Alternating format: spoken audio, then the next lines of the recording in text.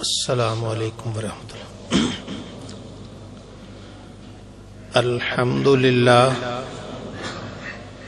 الحمد للہ رب العالمین والصلاة والسلام والمرسلین وعلى آلہ واصحابہ اجمعین. ما بعد فأعوذ باللہ من الشیطان الرجیم. بسم اللہ الرحمن الرحیم. یا ایہا الذین آمنوا ادخلوا فی السلم کافۃ ولا تتبعوا خطوات الشیطان انہ عدو مبین. صدق اللہ مولانا العظیم. بد عقیدت، الفت اور پیار سے درود پاک.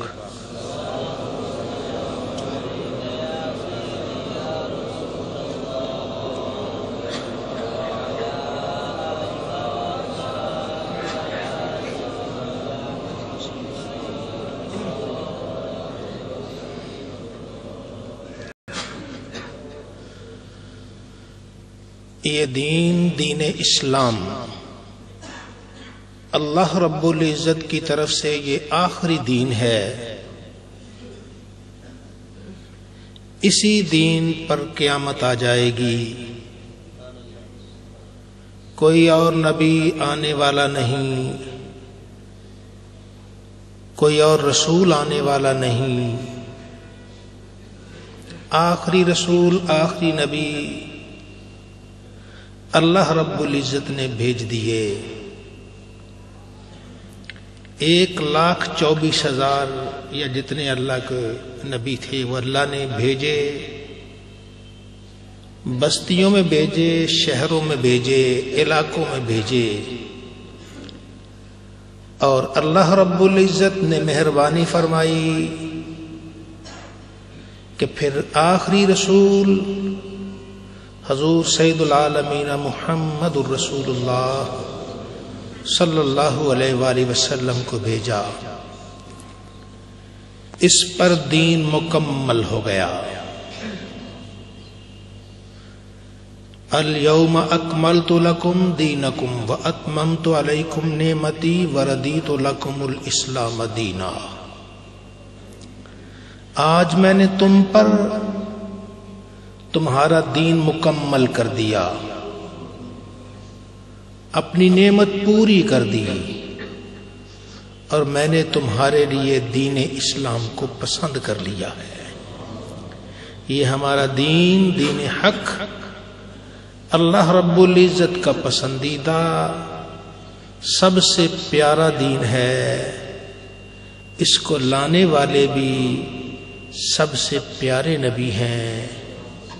دین سب سے افضل دین ہے، اور اس دین کا پرچار کرنے والے بھی سب سے افضل ہیں. حضور نبی کریم صلی اللہ علیہ وآلہ وسلم سب سے افضل نبی اور رسول ہیں. حضور نبی کریم صلی اللہ علیہ وآلہ وسلم کے صحابہ 1,24,000 نبیوں کے صحابہ سے افضل و اعلیٰ ہے. اور یہ اللہ کی مہربانی کہ قیامت تک آنے والی نبی کریم صلی اللہ علیہ وسلم کی امت 1,24,000 نبیوں کی امت سے افضل و اعلیٰ ہے. قیامت کا دن ہوگا جب قیامت کے دن یہی امت اعضائے وضو چمکتے ہوں گے. چہرہ، ہاتھ، پاؤں 14ویں رات کے چاند کی طرح چمک رہے ہوں گے. اور جس وقت یہ جنت جا رہے ہوں گے ساری خدائی دیکھے گی، اور اس وقت ساری خدائی دیکھ کے کہے گی یہ تو امت کیسی ہے. ہمیں محسوس ہوتا ہے کہ شاید یہ سارے ہی نبی نہ ہوتے. اس امت کی شان کہ یہ نبی کے غلام اتنے ہیں کہ غلامی میں ڈوب جاتے ہیں، انہیں اور کچھ نظر نہیں آتا۔ جب وہ نبی کریم صلی اللہ علیہ وسلم کی اطاعت میں، آپ کی فرما برداری میں آتے ہیں، اس درجہ غرق ہو جاتے ہیں، پھر انہیں کسی اور کی آواز سننے کی ضرورت ہی نہیں رہتی ہے۔ یہ اس امت کا خاصہ ہے۔ کسی سے بھی پوچھ لیجئے، یہ آپ بیٹھے ہیں مسجد شریف میں بیٹھے، کسی سے پوچھ لیجئے اور اس سے پوچھئے کہ سب سے افضل قول، سب سے افضل بات کس آدمی کی ہوتی ہے، تو سارے ہی کہیں گے سب سے افضل بات مدینے کے تاجدار کی ہے۔ تو جب ان کی بات کو افضل و اعلیٰ قرار دے دیا تو وہ بات کرنے والے، بات پر عمل کرنے والے، بات کا پرچار کرنے والے، اسے اپنانے والے، وہ بھی افضل و اعلیٰ ہو گئے۔ تو یہ اللہ تعالیٰ کی مہربانی، آج جیسے آسمان پر رات کو تارے چمکتے ہیں، اور چمکتے ہوئے تارے اگر کوئی زیادہ ہی تارا چمکے ہم ایسے دیکھیں، کہتے یار تارا بڑا چمک رہا ہے۔ اب تو چونکہ روشنیوں میں رہتے ہیں، لیکن جب بجلی نہ ہو، گھر کی چھت پر ہو، ہر طرف سناٹا ہو، اس وقت تارے چمک رہے ہوں تو ایک تارا زیادہ چمکے تو سب کی نظر ادھر جاتی ہے، وہ تارا زیادہ چمک رہا ہے۔ زمین والوں کو آسمان پہ تارے زیادہ چمکتے نظر آتے ہیں، لیکن جب زمین پہ لوگ اللہ کا ذکر کرتے ہیں، وہ آسمان والوں کو یوں چمکتے نظر آتے ہیں جیسے تارے چمک رہے ہوں۔ اور جو زیادہ ذکر کرتا ہے، آسمان والے دیکھتے ہیں یار یہ زیادہ چمک رہا ہے۔ تو یہ نبی کریم صلی اللہ علیہ وسلم کی غلامی کی وجہ سے ہے کہ ہمیں تو پتہ نہیں چلتا، اس دنیا میں آ کر ہم دنیا میں مگن ہو کے اپنی وہ آنکھ کھو گئے جس آنکھ سے پتہ چلتا ہے۔ بہرحال جب بھی کوئی بندہ اللہ کا ذکر کرتا ہے، رب کو یاد کرتا ہے، آسمان والوں کو وہ یوں چمکتا نظر آتا ہے جیسے زمین والوں کو آسمان پہ تارا چمکتا نظر آتا ہے۔ تو آئیے اپنے اللہ کو یاد کرتے ہیں، پروردگار کو یاد کرتے ہیں، کلمہ طیبہ کا ورد کرتے ہیں، نبی کریم صلی اللہ علیہ وآلہ وسلم کی غلامی میں آ کر اللہ کو یاد کرتے ہیں۔ جب اللہ رب العزت کو یاد کرتے ہیں، رب مہربانی کرتا ہے، جسم کو نور والا کر دیتا ہے۔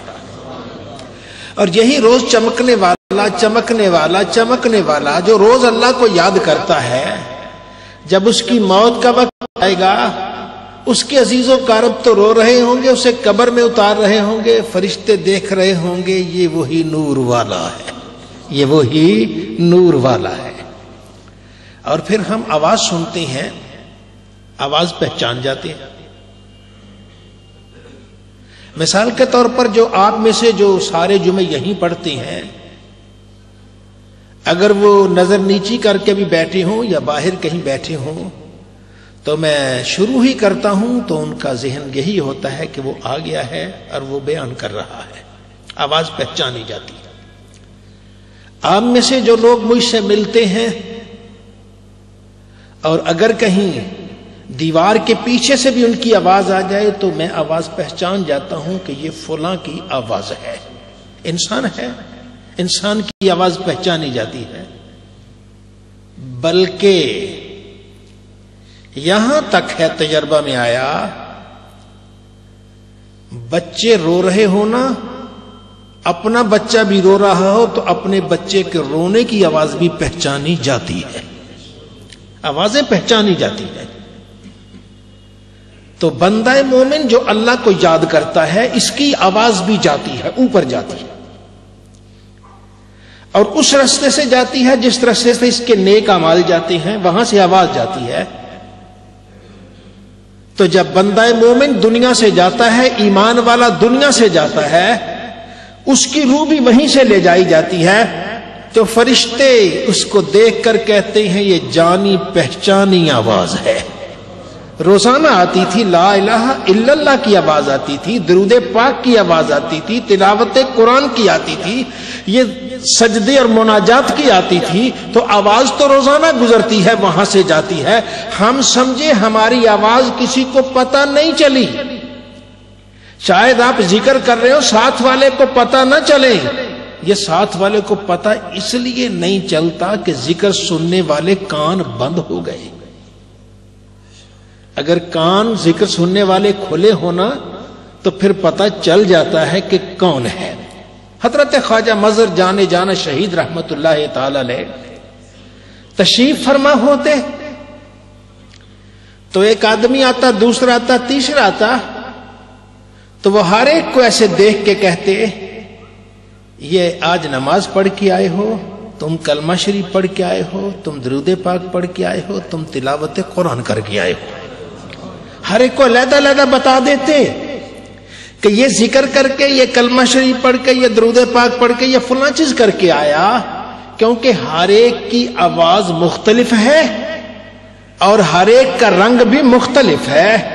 تو اللہ رب العزت کی یہ عنایت اس امت پر ہے کہ جیسے ذکر کرتے ہیں، جیسے اللہ کو یاد کرتے ہیں، ان کی آواز یہاں سے جاتی ہے، آسمانوں تک جاتی ہے، آسمانوں تک نہیں عرش اعلیٰ تک چلی جاتی ہے۔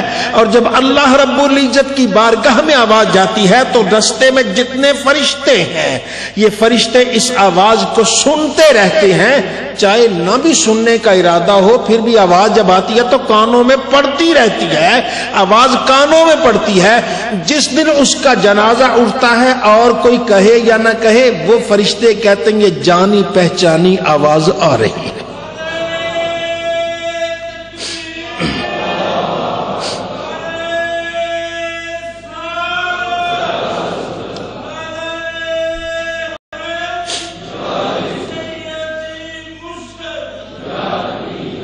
اللہ رب العزت ہمیں نیک اعمال کی توفیق دے، ہمیں نیکی کی سعادت عطا فرمائے۔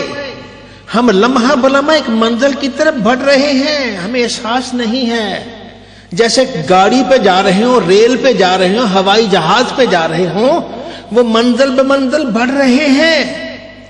ایک وقت آئے گا کہ اتر جائے گا، جہاز اتر جائے گا، جب ہماری منزل آئے گی ہمیں اتار دیا جائے گا۔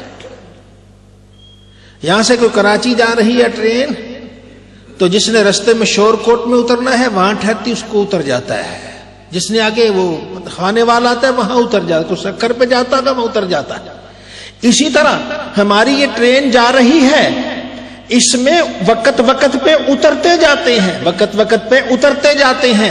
تو آئیے اس وقت سے پہلے کہ جب ہمیں اس ٹرین سے اتار دیا جائے، اپنے رب کو راضی کر لیں، اپنے خالق کو راضی کر لیں، اپنے مالک کو راضی کر لیں۔ جب خالق کو مالک راضی ہوگا تو پھر ایسے ہوگا، جب اگلے اسٹیشن پہ پہنچیں گے استقبال والے لوگ موجود ہوں گے، یہ آ رہا ہے، کوئی آ رہا ہے۔ تو یہ جب کوئی آتا ہے اور بڑے اہتمام سے آتا ہے، پونجی بچا کے آتا ہے، دولت بچا کے آتا ہے، اس کا